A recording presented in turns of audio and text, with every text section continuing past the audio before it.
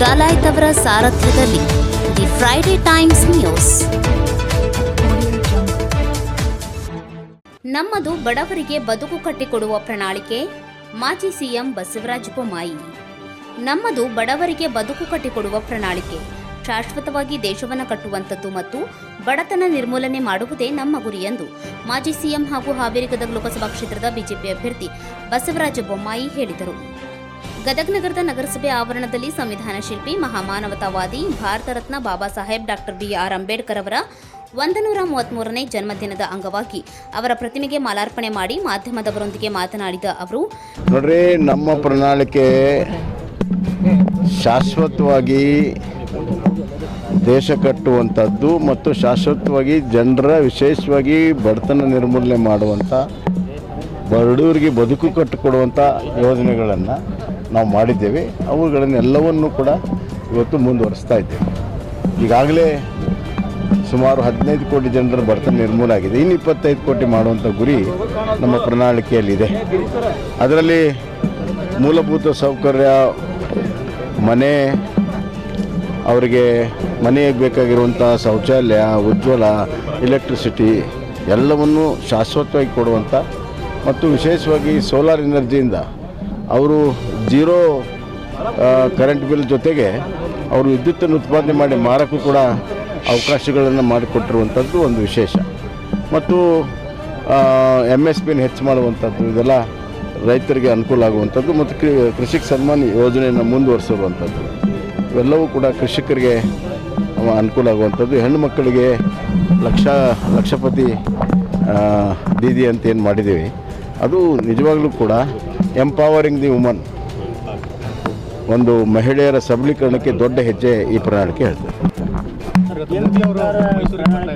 ಸಿದ್ದರಾಮಯ್ಯ ಅವರು ಒಂದು ವ್ಯಂಗ್ಯ ಆಡಿದ್ದಾರೆ. ಇದು ಒಂದು ಏನು ನಾವು ಗ್ಯಾರಂಟಿಗೆ ವ್ಯಂಗ್ಯ ಮಾಡ್ತೀವಿ, ಈಗ ಅವರೇ ಒಂದು ಗ್ಯಾರಂಟಿ ಅಂತಿದ್ದಾರೆ. ಯಾವ ಗ್ಯಾರಂಟಿ? ನಾವು ಯಾವುದಿಲ್ಲ. ನಾವು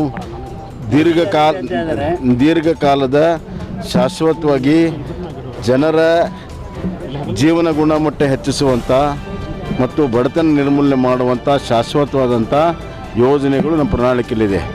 ಅವರಂಗೆ ಬೇಕಾಬಿಟ್ಟಿಯಾಗಿ ಅನೌನ್ಸ್ಮೆಂಟ್ ಮಾಡೋದು ಮತ್ತು ಅವ್ರಿಗೆ ಜವಾಬ್ದಾರಿ ಇಲ್ಲ. ಯಾಕಂದರೆ ಅವರು ಅಧಿಕಾರಕ್ಕೆ ಬರೋದು ಗ್ಯಾರಂಟಿ ಇಲ್ಲ. ಯಾಕಂದರೆ 270 ಆಡಬೇಕು, ಅವರು ಕಂಟೆಸ್ಟ್ ಮಾಡಿದೆ 230. ಹೀಗಾಗಿ ಅವ್ರಿಗೆ ಒಂದು ಬೇಜವಾಬ್ದಾರಿ ಪ್ರಣಾಳಿಕೆ ಅವ್ರದ್ದು. ನಮ್ಮ ಜವಾಬ್ದಾರಿ ಇರ್ತದೆ ಪ್ರಣಾಳಿಕೆ. ಬರ್ತಾರೆ ಅವರು ಒಂದು ಭಿನ್ನಮತೇನಿಲ್ಲ. ನಾವು ಅವರು ಬೇರೆ ಒಂದು ಇದನ್ನು ಆರ್ಗನೈಸ್ ಮಾಡ್ತಾ ಇದ್ದಾರೆ, ನಾನು ಅದನ್ನ ಅಟೆಂಡ್ ಆಗ್ತಾ ಇದ್ದೇನೆ. ಹಾಂ, ಮೈಸೂರಿಗೆ ಪ್ರಸಾದ್ ಅವರಿಗೆ ಆಹ್ವಾನ ನೀಡಿಲ್ಲ, ನನಗೆ ಆಹ್ವಾನ ನೀಡಿಲ್ಲ, ಹೋಗಂಗಿಲ್ಲ ಅಂತ. ಹೌದು, ಈಗ ಮೋದಿಯವರು ಮೈಸೂರಿಗೆ ಬರ್ತಾ ಇದ್ದಾರೆ. ಅಲ್ಲಿ 2-3 ಕಾನ್ಸ್ಟಿಟ್ಯೂನ್ಸಿ ಪ್ರಚಾರ ಆಗ್ತದೆ. ಅಲ್ಲಿ ಚಾಮರಾಜನಗರ, ಮಂಡ್ಯ, ಮೈಸೂರು ಸುತ್ತಮುತ್ತಲೆಲ್ಲ ಪ್ರಚಾರ ಆಗ್ತದೆ. ಭಾಳ ದೊಡ್ಡ ಒಂದು ಸಂದೇಶ ಮತದಾರರಿಗೆ ಮತ್ತು ಮೋದಿಯ ಒಂದು ಪ್ರಭಾವ ದೊಡ್ಡ ಪ್ರಮಾಣದಲ್ಲಿ ಹೆಚ್ಚಿಸಿ ಆ ಭಾಗದಲ್ಲಿ ಗೆಲುವು ನಿಶ್ಚಿತ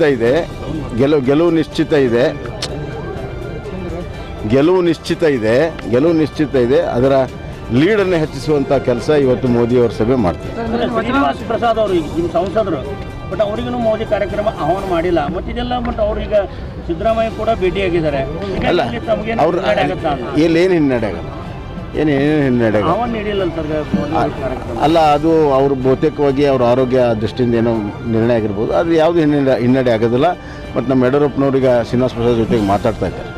ಈಗ ಕಾಂಗ್ರೆಸ್ ಗ್ಯಾರಂಟಿ ಬಗ್ಗೆ ಕುಮಾರಸ್ವಾಮಿ ಅವರು ಏನು ಗ್ಯಾರಂಟಿಯಿಂದ ನೋಡ್ರಿ, ಎಲ್ಲರ ಕಮೆಂಟ್ ಬಗ್ಗೆ ನಾನು ಕಮೆಂಟ್ ಮಾಡೋಕ್ಕಾಗಲ್ಲ. ಜನರಲ್ ಇಶ್ಯೂಗಳು ಯಾರ್ಯಾರು ಈ ಚುನಾವಣೆ ಸಂದರ್ಭದಲ್ಲಿ ಎಲ್ಲರೂ ಒಂದೊಂದು ಹೇಳಿಕೆ ಕೊಡ್ತಾರೆ. ಅದಕ್ಕೆ ಪ್ರತಿ ಹೇಳಿಕೆ ಅಥವಾ ಕಮೆಂಟ್ ನಂಗೆ ಮಾಡೋಕ್ಕಾಗಲ್ಲ. ಇವತ್ತು ಏನು ಪ್ರಣಾಳಿಕೆ ಇದೆ ಅದು ಹೇಳಿಕೆನ ಕೊಡ್ತಾರೆ. ಕಳೆದ 10 ವರ್ಷದಲ್ಲಿ ಈಗಾಗಲೇ 15 ಕೋಟಿ ಜನರ ಬಡತನ ನಿರ್ಮೂಲನೆಯಾಗಿದೆ. ಇನ್ನು 25 ಕೋಟಿ ಜನರ ಬಡತನ ನಿರ್ಮೂಲನೆ ಮಾಡುವ ಗುರಿ ನಮ್ಮ ಪ್ರಣಾಳಿಕೆಯಲ್ಲಿದೆ. ಮೂಲಭೂತ ಸೌಕರ್ಯ, ಮನೆ, ಶೌಚಾಲಯ ಶಾಶ್ವತವಾಗಿ ಕೊಡುತ್ತೇವೆ ಎಂದರು. ಈ ಸಂದರ್ಭದಲ್ಲಿ ಮಾಜಿ ಸಚಿವ ಶಾಸಕ ಸಿಸಿ ಪಾಟೀಲ್, ವಿಧಾನ ಪರಿಷತ್ ಸದಸ್ಯ SV ಸಂಕ್ನೂರ್, ಬಿಜೆಪಿ ಜಿಲ್ಲಾಧ್ಯಕ್ಷ ರಾಜು ಕುರುಡಗಿ, ನಗರಸಭೆ ಅಧ್ಯಕ್ಷೆ ಉಷಾ ದಾಸರ್, ಉಪಾಧ್ಯಕ್ಷೆ ಸುನಂದ ಬಾಕಳೆ ಹಾಗೂ ನಗರಸಭೆ ಸದಸ್ಯರು ಸೇರಿ ಹಲವು ಮುಖಂಡರು, ಕಾರ್ಯಕರ್ತರು ಹಾಜರಿದ್ದರು. The Friday times news, Gadag.